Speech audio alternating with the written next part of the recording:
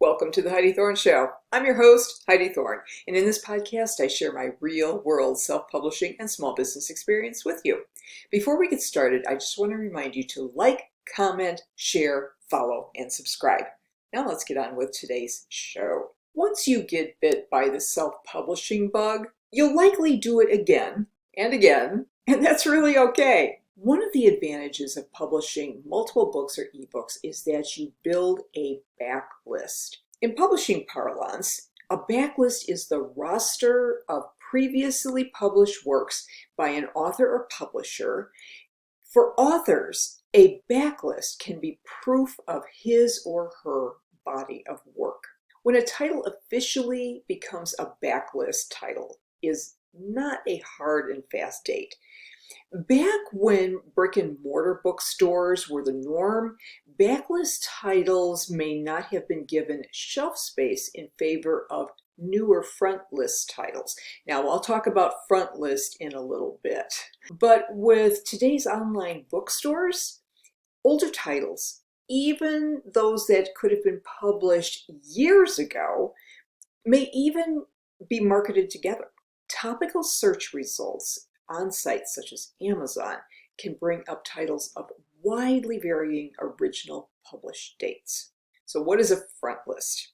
A front list is the roster of newly published or most recent books from an author or publisher.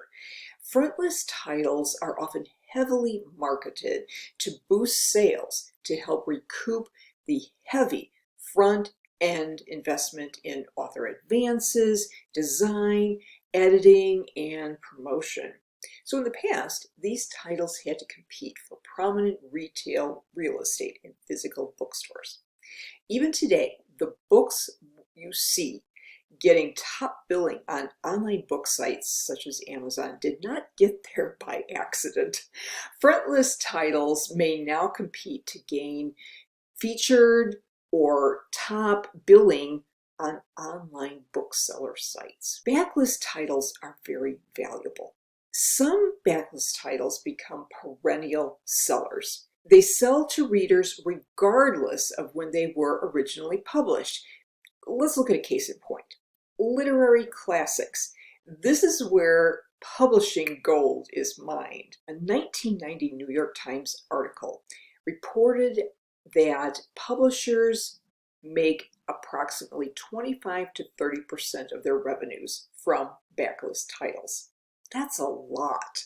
And you have to remember too that if backlist titles and frontlist titles are all getting similar billing on online sites, that could be a whole lot higher. In fact, I saw a couple estimates as high as 60 to 70%. So that doesn't surprise me. The reports are all over the map, so it's hard to say exactly, but I would say it's at least 25 to 30%. Here's something interesting. Publishers are interested in buying other publishers just to get their successful backlist titles. After the initial publishing costs are recouped, any additional sales of backlist titles represent additional revenues and profits for publishers.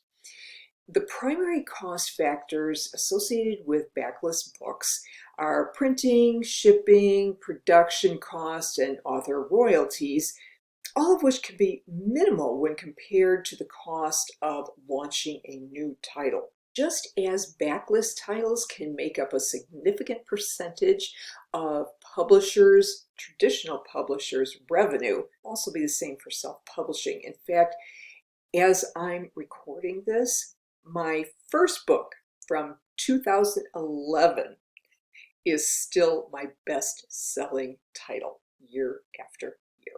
But backlist books require different marketing tactics than book launch. When a book is newly launched, the promotional messaging is, here's my new book. But after a few months, when it goes from my new book to my latest book, the messaging needs to change a little bit. Buy my book promotions, which are tolerated when a book is new, become sales-oriented and tiresome for fans and followers.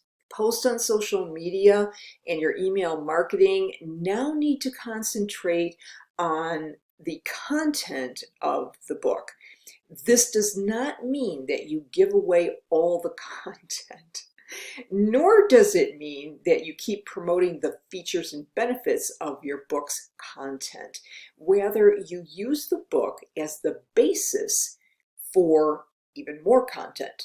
As contradictory as this sounds, expanding on the content of your book shifts the focus of your book promotions to you, the author. Remember, people follow authors, not books. So you want to be someone worth following. Here's a few things you can do. You can write and promote blog posts on something happening in the news or media that relates to the subject matter of your book. Here's an example of an appropriate expansion on book content. Let's say your book's main character is a superhero type. You could do a blog post on superhero alter egos when yet another superhero movie comes out. The post could explore the alter egos of characters in the movie, then compare them to those in your book. But you want to avoid any, if you like name of movie, show, etc., then you'll love my book.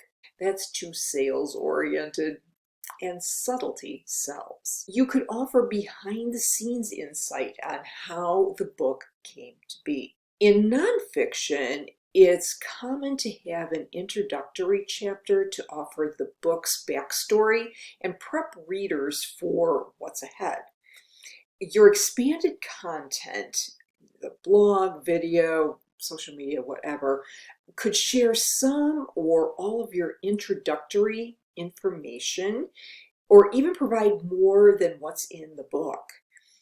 This can be helpful in enticing readers to actually check out the book. For fiction, particularly novels, introductions are not commonly used. This provides a wealth of opportunities to discuss your book's backstory on social media, blogs, videos, or podcasts. Here are a few more sales strategies for backlist titles. First of all, you want to think about publishing evergreen content to gain backlist sales. A title written on today's fad topic may not be relevant once the fad is history. You want to promote both frontlist and backlist titles. To recoup the heavy front-end investments in publishing, more promotion efforts and dollars are usually poured into promoting the frontlist titles. But don't forget to consistently blend in promotions for valuable backlist titles in your blog posts on social media, etc. You could also combine and cross-promote all titles for add-on sales. If your frontlist and backlist titles are related in some way, look for ways to combine or cross-promote all titles to gain add-on sales.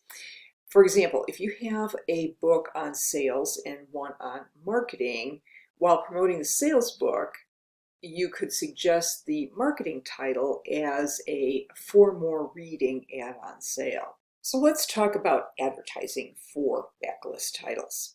After a book is out of the book launch period, some paid advertising may be necessary. Now, I do this, and so let me share what my experience is with promoting my backlist titles through advertising. One of the most obvious advertising platforms for continuing book promotions would be Amazon Marketing Services, AMS. So those are ads on Amazon. Amazon ads appear right where people are buying, on Amazon. So I've used AMS ads for a few years, actually since I think about 2016. And overall, I've had good ROI. But as the advertising continues to expand on Amazon, and not just for Amazon sellers, But for things like cars and real estate and insurance and all those kinds of things you don't buy on Amazon, the amount of real estate on Amazon for advertising is shrinking. So it's becoming more competitive.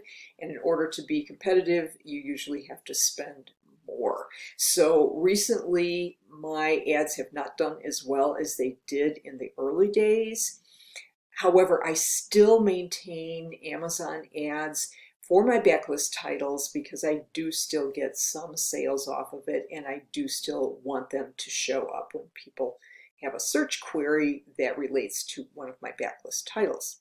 Facebook and Instagram ads are sometimes suggested for advertising books, and there are others who have reported doing very well with them. However, the investment can be substantial. As well, the tracking of how many sales are made can be difficult since Amazon doesn't allow the addition of a Facebook pixel on Amazon, so you can track the sales as they went through the process. So actual resulting sales can only be estimated. I am also not ruling out Facebook and Instagram ads for author branding. And that means that you're using these ads to build your audience or likes or comments. The advertising message is less sales-based and may even be boosting posts of book content to expand visibility on these platforms. That can be a good use of the advertising for long-term author platform development. As people discover you, your old backlist titles are new to them. So this helps expand your market and your long-term sales. Hope you found this helpful, and if you did, please rate, review, and subscribe to the Heidi Thorne Show on whatever podcast platform you like to use. I'm on all the major ones, Apple Podcast and Spotify and Podbean and Stitcher. Just pick your favorite platform. I'm probably there. If you like the YouTube video better, just subscribe to my Heidi Thorne YouTube channel and turn on the notification bell so you get an alert when a new video is up. And I would appreciate it if you would share the audio or the video with your friends on social media. My self-published books are available on Amazon, Audible, and Apple Books. All you have to do is search for my name, Heidi Thorne, and a list of all the available books will come up. If you'd like to connect with me, my website is HeidiThorne.com, and I am also very active on Instagram and TikTok at Heidi Thorne. Thank you so much for listening and for your support. I'll look forward to talking with you again in the next episode, and in the meantime, have a great day.